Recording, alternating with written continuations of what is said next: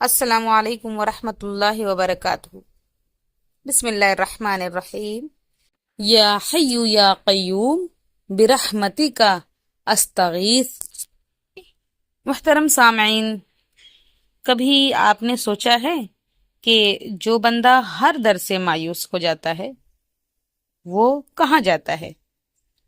جس کے پاس مال نہیں، سہارے نہیں، وقت نہیں، بس ایک ہی چیز ہوتی ہے، دل، اور اس دل کی گہرائی سے نکلا ہوا پکار۔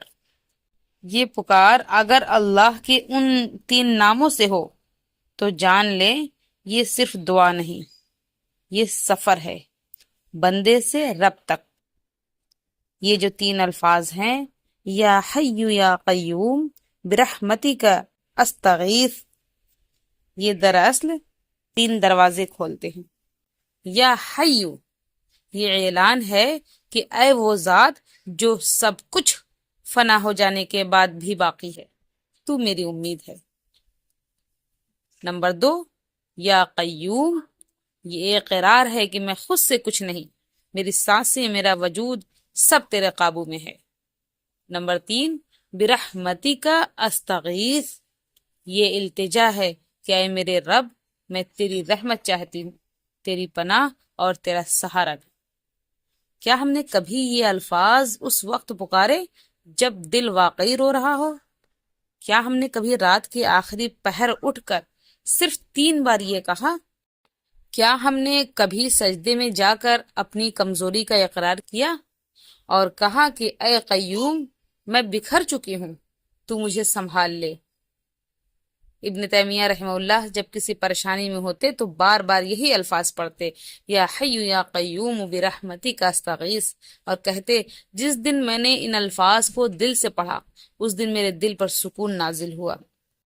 میرے عزیز ساتھیوں، آج ہمارے پاس ٹائم ہے ہر چیز کے لیے، دنیا کے شور شرابے کے لیے، انسٹاگرام، ریلز، مگر رب کو پکارنے کے لیے نہیں۔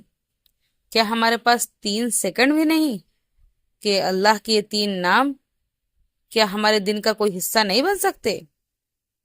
تو آئیں آج سے ایک عہد کریں کہ روز کم از کم 3 بار اس دعا کو دل سے پڑھیں۔ رات کو سونے سے پہلے صرف 2 منٹ رب کو یاد کر کے یہ الفاظ ضرور دہرائیں، اور جب کوئی پریشانی آئے تو سب سے پہلے زبان پر ہو کہ یا حی یا قیوم برحمتک استغیث۔ اور اگر آپ کسی کو جانتے ہیں جو پریشان ہے تو آج ہی اس تک یہ پیغام پہنچائیں، شاید کسی کی رات سکون والی ہو جائے، کسی کا دل ٹوٹنے سے بچ جائے، کسی کی امید واپس آ جائے، اور وہ اب آپ کے ذریعے ہو۔